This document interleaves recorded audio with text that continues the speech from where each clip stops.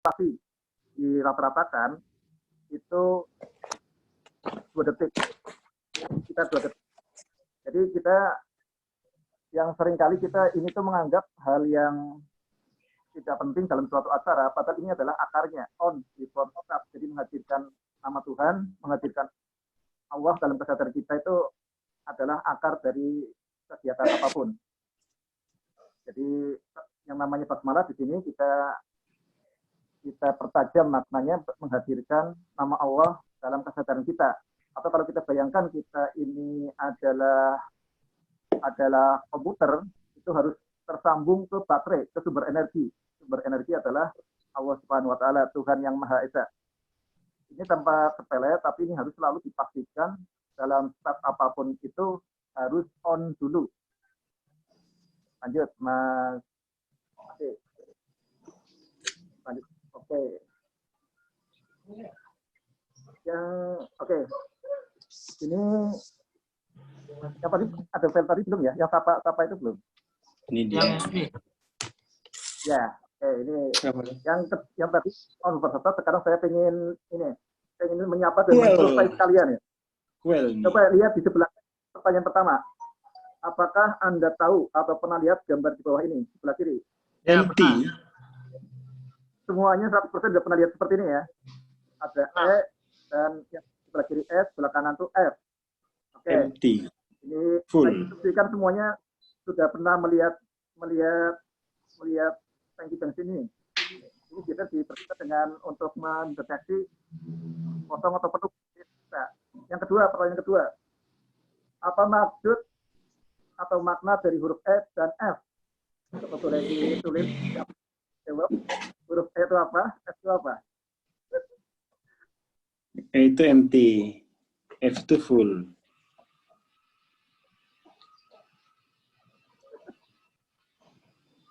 Jadi kalau kita bisa dicek, ini kalau makanya ini dimuat di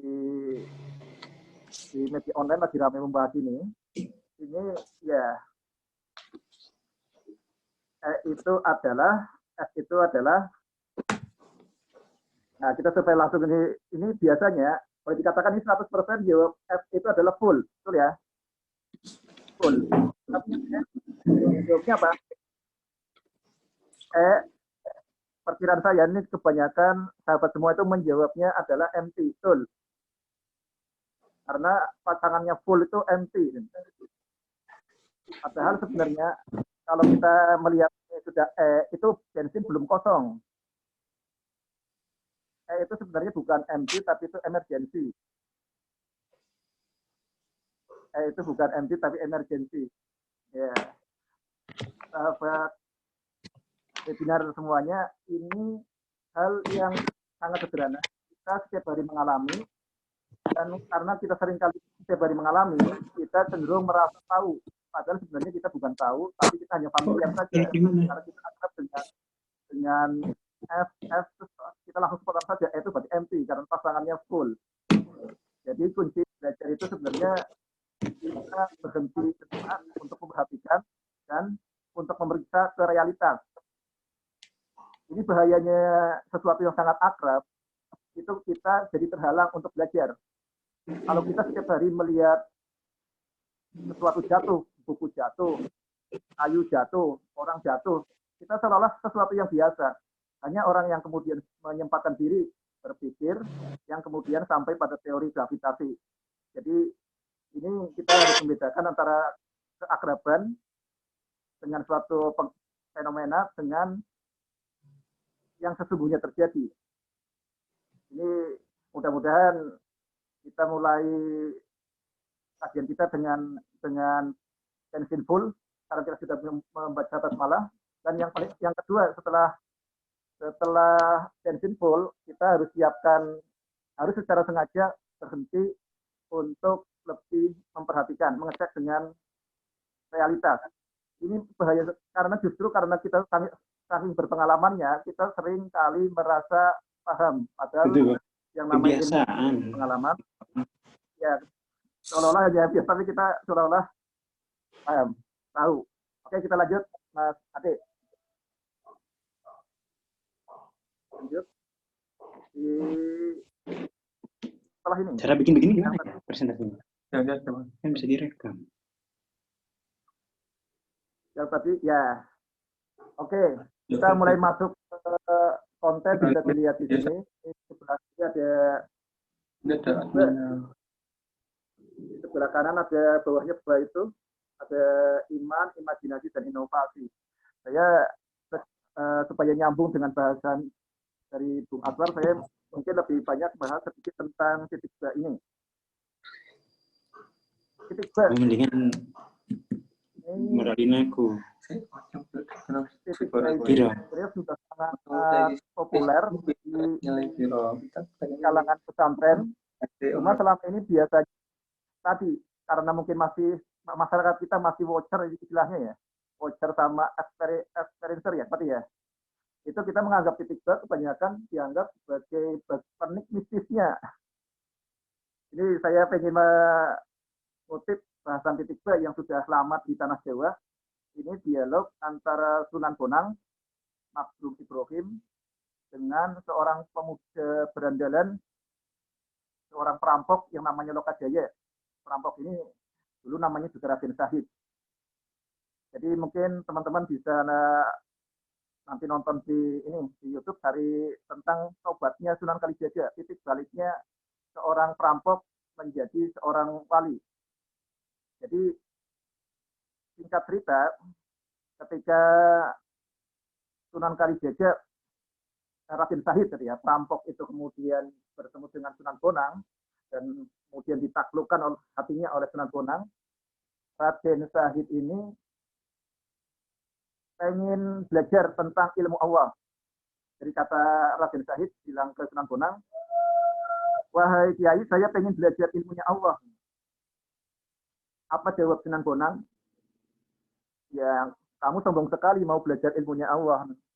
Ilmunya Allah itu kalau seandainya lautan dijadikan tinta dan daun-daun dijadikan kertasnya, pohon-pohon dijadikan penanya untuk menulis ilmu Allah, tidak akan habis ilmu Allah itu.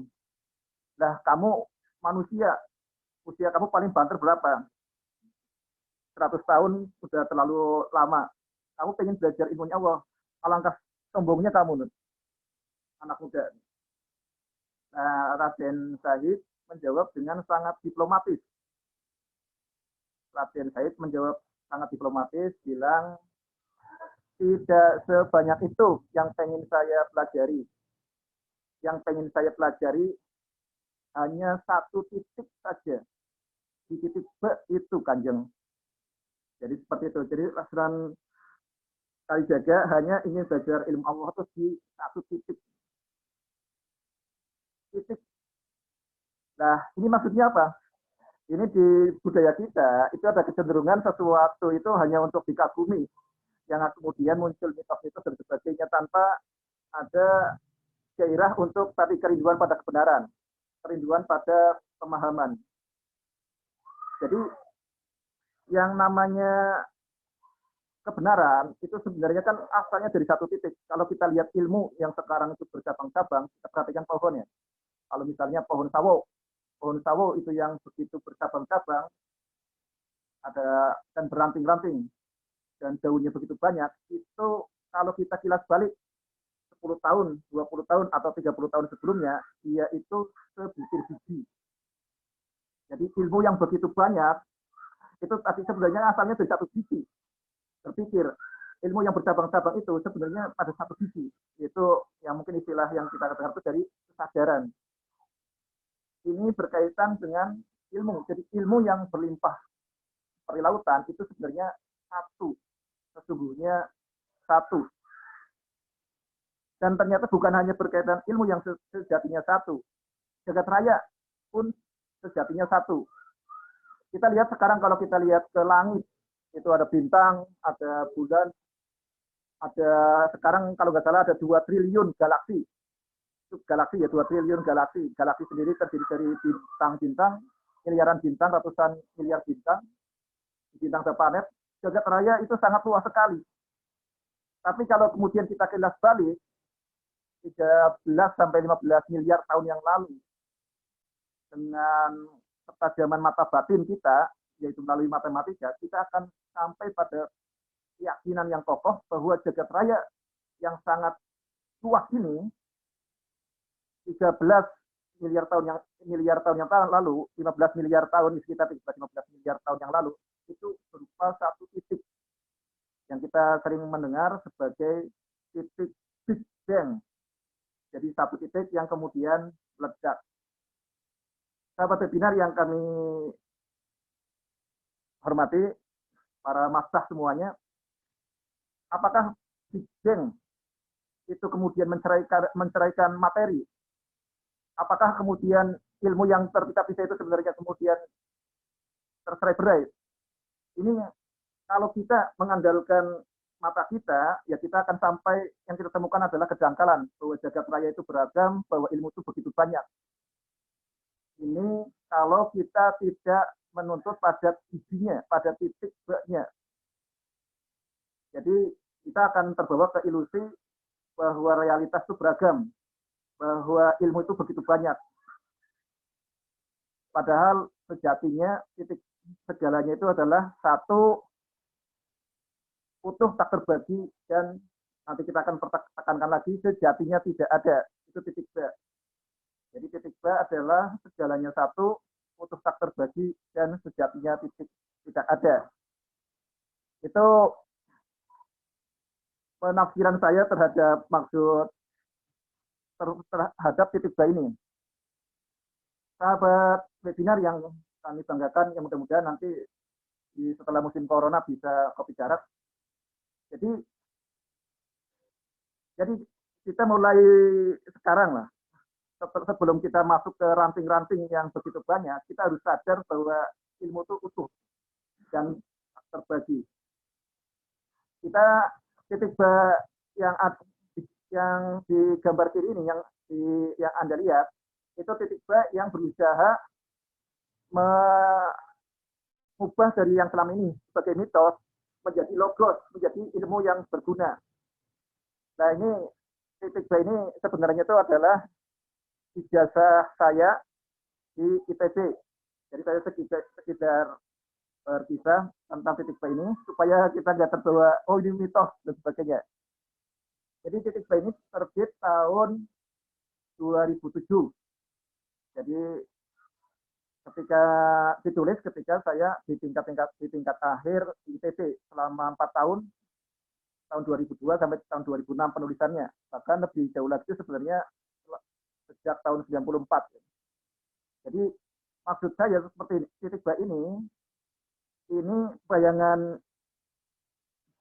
saya karena ini di karya ITB, ini sebagai model tentang kesatuan segala-galanya.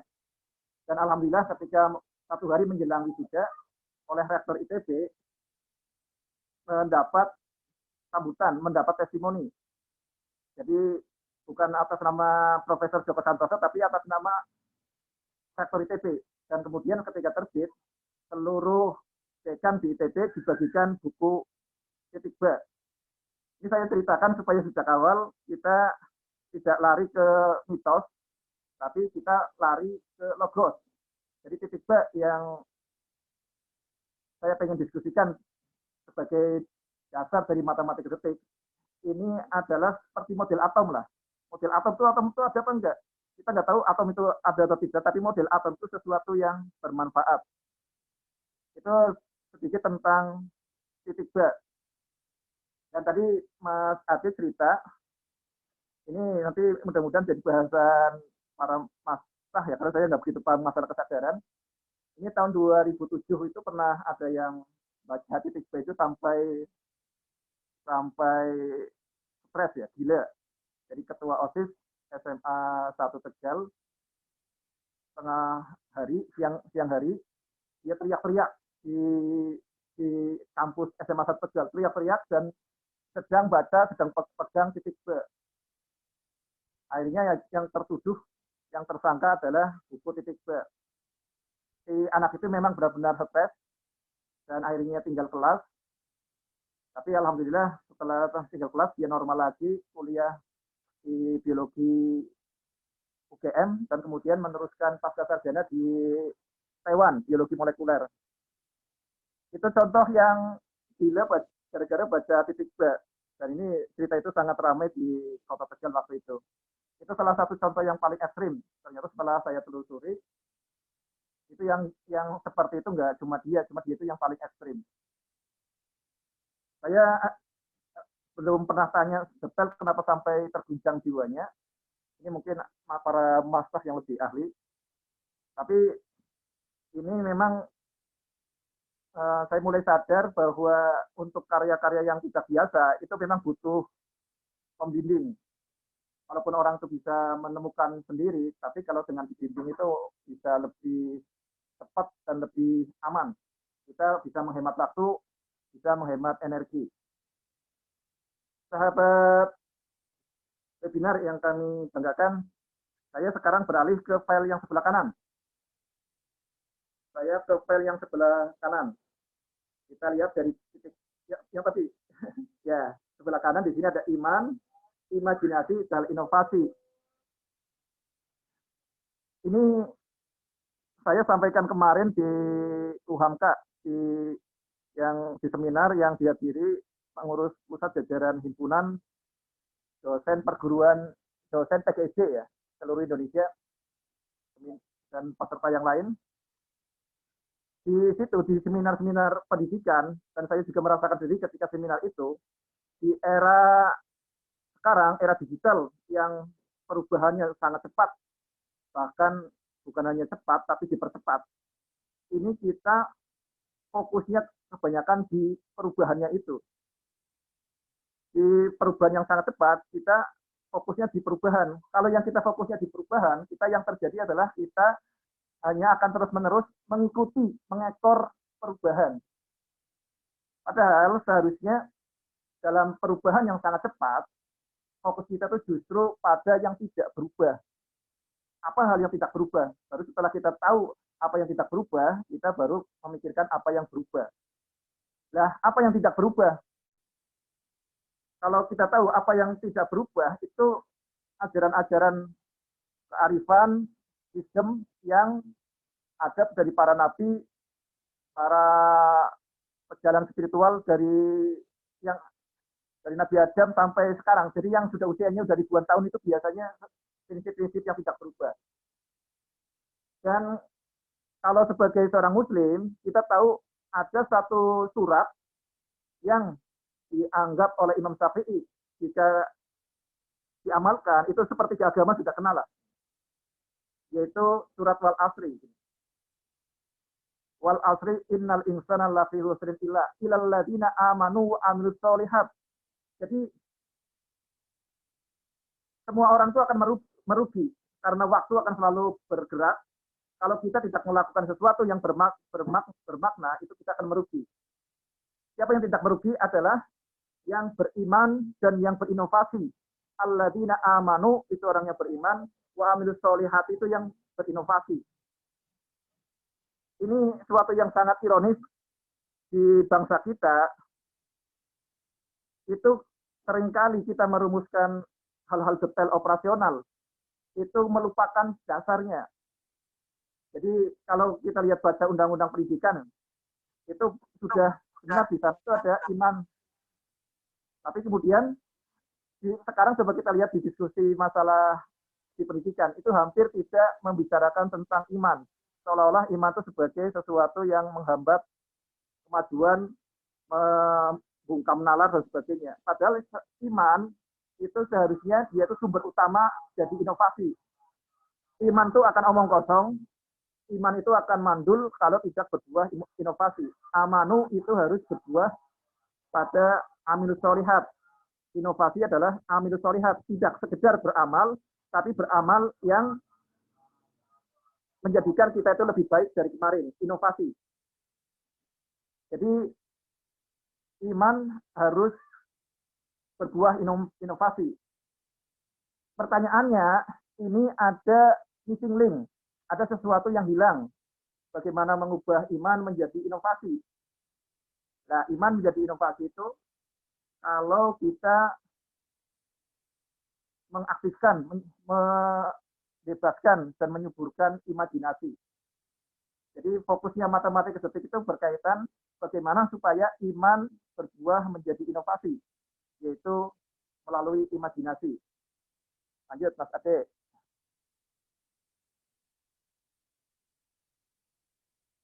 Kalau mungkin ada yang mau bertanya, bisa ditulis di bawahnya.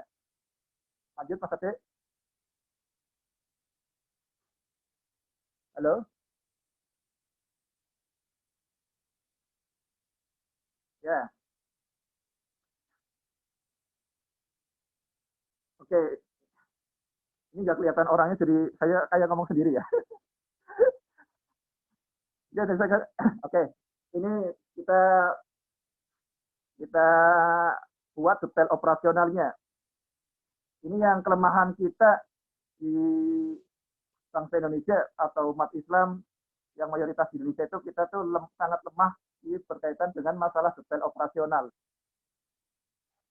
Nah, kita lihat di sini, kita pengen menekankan bahwa di matematika detik, kita akan menegaskan bahwa yang namanya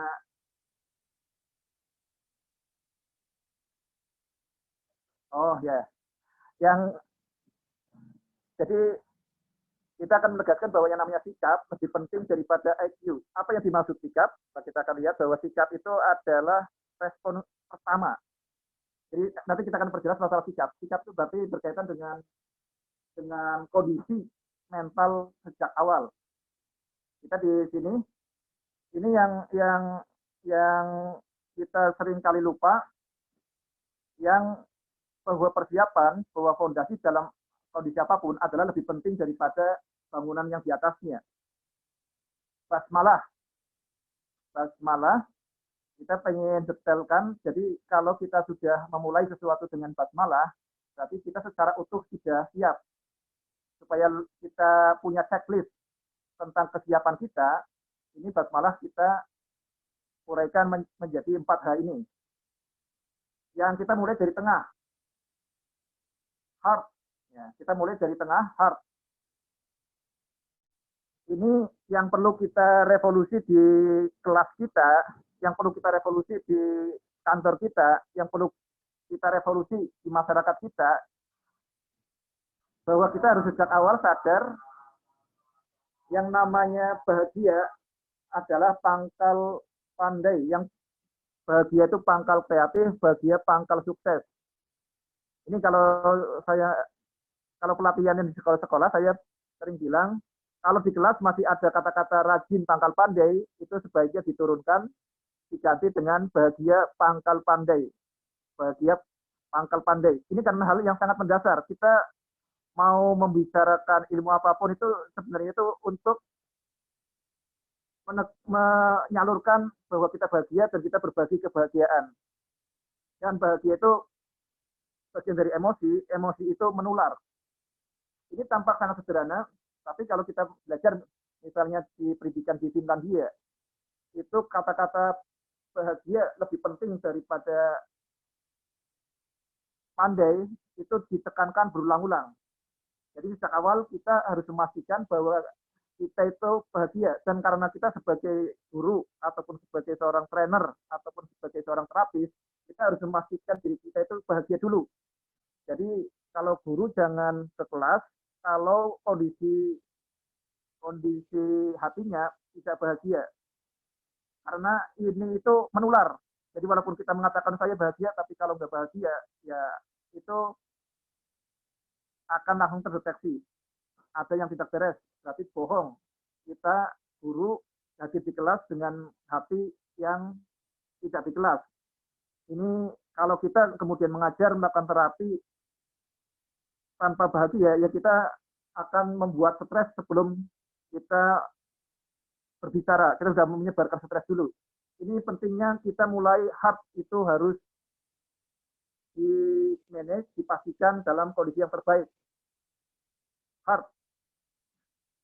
Ini mudah-mudahan jadi pelajaran di sekolah kita. Bahagia pangkal pandai, bahagia pangkal kreatif, bahagia pangkal sukses.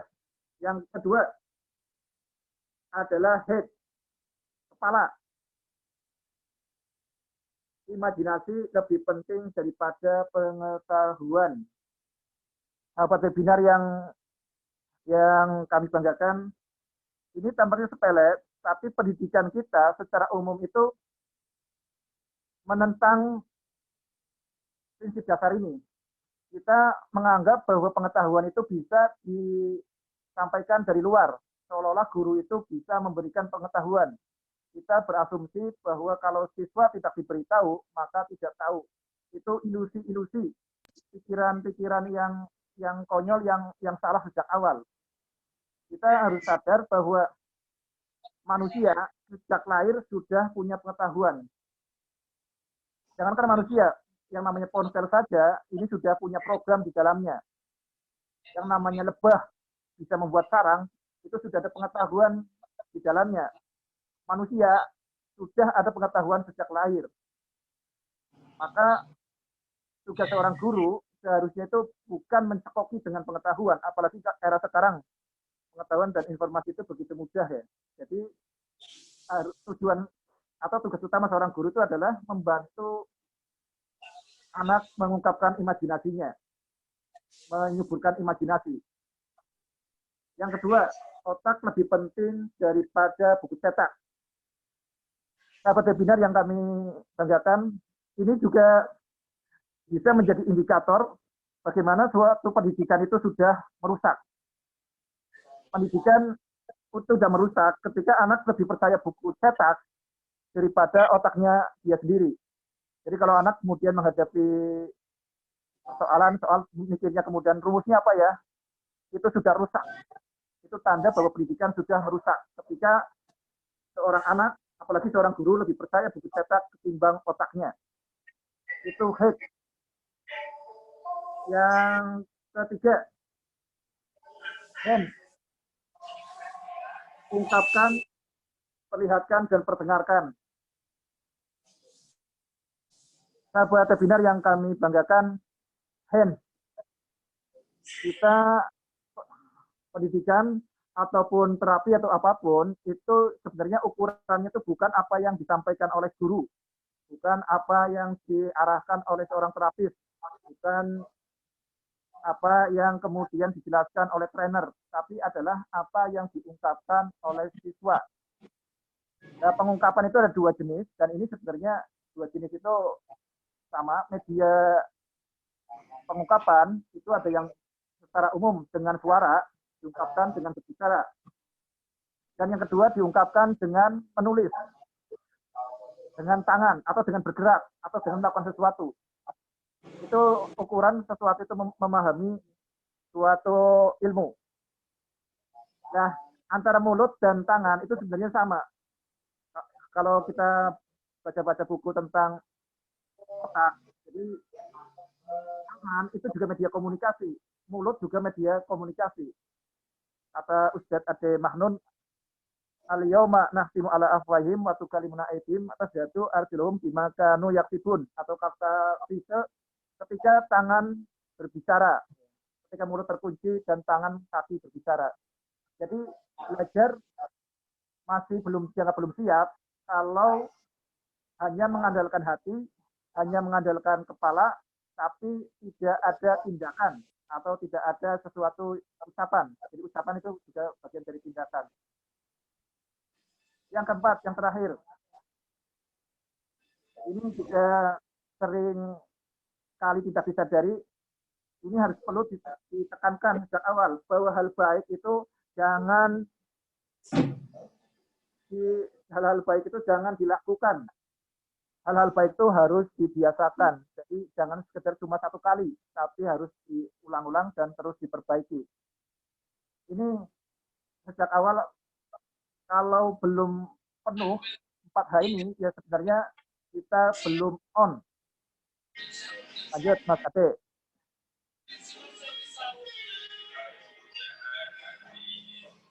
Lanjut, Mas Ade. Halo? Ya. Sahabat webinar yang kami banggakan. Nah, tadi kita sudah dimunculkan slide-nya. Itu berarti matematika detik itu adalah instrumen untuk bagaimana supaya iman berbuah inovasi.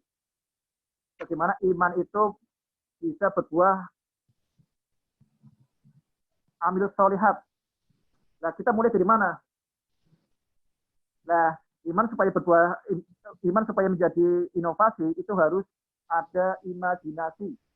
Dan itu mulai dari mana? Dimulai dari intuisi. Nanti kita akan perjelas intuisi itu apa. Jadi dari intuisi itu ibarat kilatan ide. Halo, ya. Jadi kilatan ide, intuisi. Kalau intuisi kemudian dijaga, ini nyala api kemudian dijaga, itu namanya imajinasi. Imajinasi akan berbuah kreativitas itu akan berbuah inovasi. Ini dari sederhana seperti itu. Kenapa kita mulai dari intuisi? Sahabat webinar yang kami banggakan, ini sesuatu yang sebenarnya sudah disadari para master, para pejalan spiritual, para penemu, pasti lebih mengutamakan intuisi ketimbang informasi. Cuma di pendidikan kita selama ini itu seolah-olah pendidikan itu sebagai transfer of knowledge, peralihan pengetahuan. Itu sejak awal asumsinya sudah sangat keliru, sudah merusak. Menganggap pendidikan itu sebagai pengalihan pengetahuan. Itu meremehkan kemampuan manusia yang sejak awal sudah diajar Tuhan, sudah ada pengetahuan sejak dari lahir. Sekarang kita pentingnya intuisi, kita bisa lihat dari tokoh yang ada di gambar ini. Ini masih katanya Jarene ya, tapi nggak apa-apa, biar lebih ya nih. Kita lihat yang sebelah kiri, disadari oleh saintis ilmuwan terbesar abad 20, Albert Einstein. Satu-satunya yang berharga adalah intuisi. Nalar, intelek itu hanya sedikit saja perannya dalam proses penemuan, dalam proses inovasi. Itu kata Albert Einstein. Intuisi aja satu-satunya yang penting. Ini selama ini sudah sering dikutip kata-kata ini, cuma karena tidak ada detail operasionalnya, ya bolak-balik pendidikan kita itu terjerumus pada kesesatan sebagai pengalihan pengetahuan. Yang kedua kita bisa lihat ketika Einstein meninggal, lahirlah Steve Jobs tahun 55. Steve Jobs sebagai ikon teknologi. Ini kata-kata Steve Jobs di depan mahasiswa Stanford, dia bilang seperti ini. Milikilah keberanian untuk mengikuti hati dan intuisi Anda. Hal-hal yang lain bersifat sekunder saja, bersifat nomor 2 saja. Ini intuisi itu sudah diingatkan sejak dulu zaman Nabi, minta fatwalah pada hatimu. Di Zarathustra, di Konghucu, semuanya tuh menekankan pentingnya untuk kata hati. Cuma karena tidak ada detail operasionalnya, kita lagi-lagi terjebak pada tadi transfer pengetahuan. Karena orang itu yang digunakan oleh manusia itu bukan hal yang terbaik, tapi yang digunakan manusia itu adalah hal-hal yang tersedia. Walaupun terbaik, tapi detail operasionalnya tidak tersedia, akhirnya ya lakukan, gunakan apa yang tersedia. Lanjut, Mas Ade. Lanjut file berikutnya. Halo.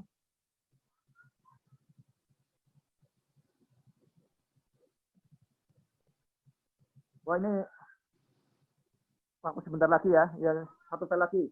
Mas Ade.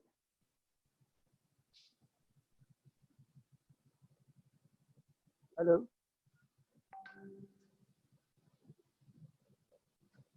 Halo. Kayaknya Mas Hadi lagi nggak di tempat deh. Sudah ada. Cuman nggak ada yang bisa mengoperasionalkan ini, nggak ada yang bisa mengoperasionalkan. Tadi bisa tadi ini kebetulan. Mas Ade. Halo. Lanjut. Lanjut. Kok nggak bisa jalan ya? Ya terakhir, ya sahabat webinar yang kami banggakan, Dan kenapa kok namanya matematika detik? Padahal tadi berkaitan dengan intuisi. Nah, ini sudah mulai ke operasional. Sebelumnya, ini sudah mulai operasional, sudah terukur ya. Bahwa yang disebut intuisi adalah apapun yang muncul dalam 2 detik yang pertama. Jadi intuisi itu yang muncul dari 2 detik yang pertama. Misalkan kita ketemu seseorang, 2 detik yang pertama apa yang muncul? Nah, itu yang namanya intuisi. Kita sederhanakan seperti itu. Entah itu intuisi itu sebagai firasat, ilham, atau kemudian emosi, tapi intinya yang muncul dari 2 detik yang pertama itu adalah kita sebut sebagai intuisi. Ini kalau tadi Albert Einstein dan Steve Jobs itu lebih ini belum operasional, hanya bilang pentingnya intuisi. Satu-satunya yang penting adalah intuisi. Nah, ini di 2 buku ini bisa lebih terukur bahwa yang namanya intuisi adalah respon 2 detik yang pertama.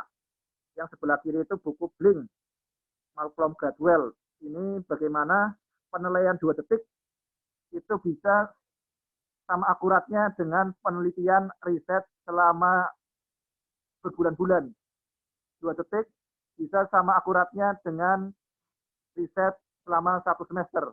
Blink, berpikir tanpa berpikir, the power of thinking without thinking.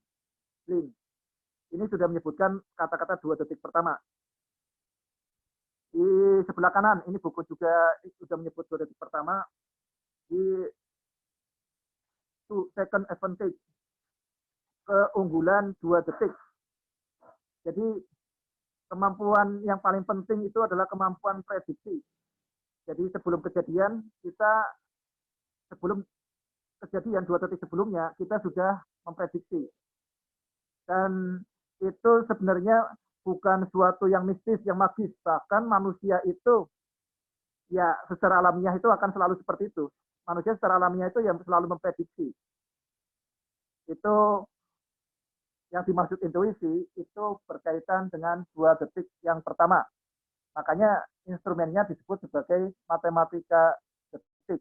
Lanjut, Mas Ade.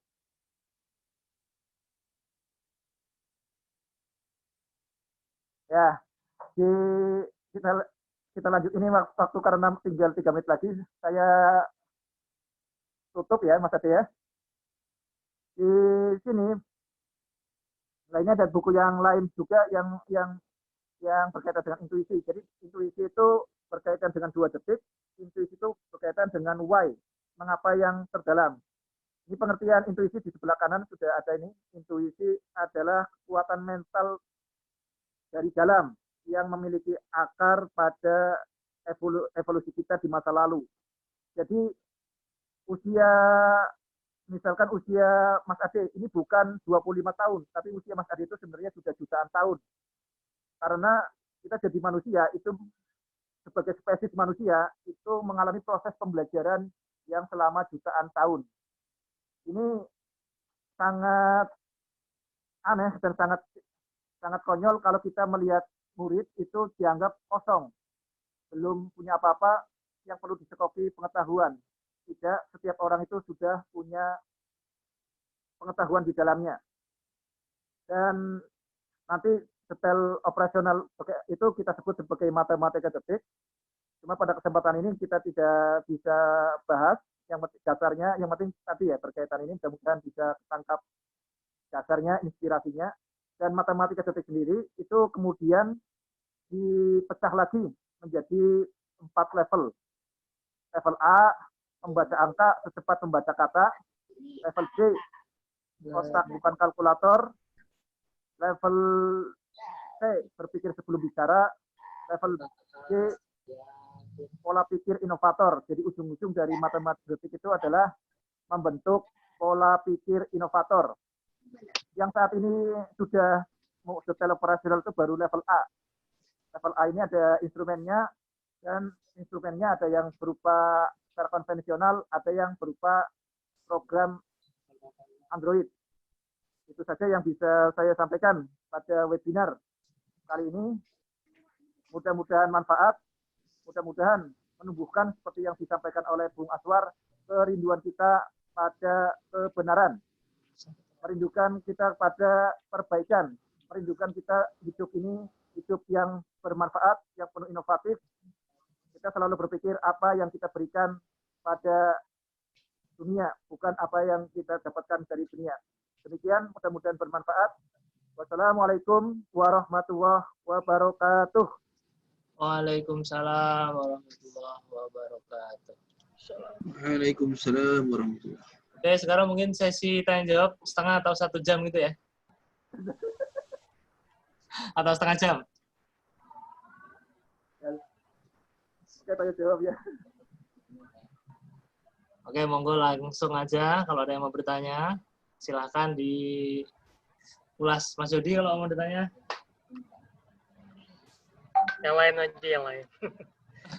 Terima kasih, Mas Toha. Ya, salam. Assalamualaikum. Ada yang mau ditanyakan? Teman-teman? Masih bingung. Mungkin nanti ditambah sesi lain yang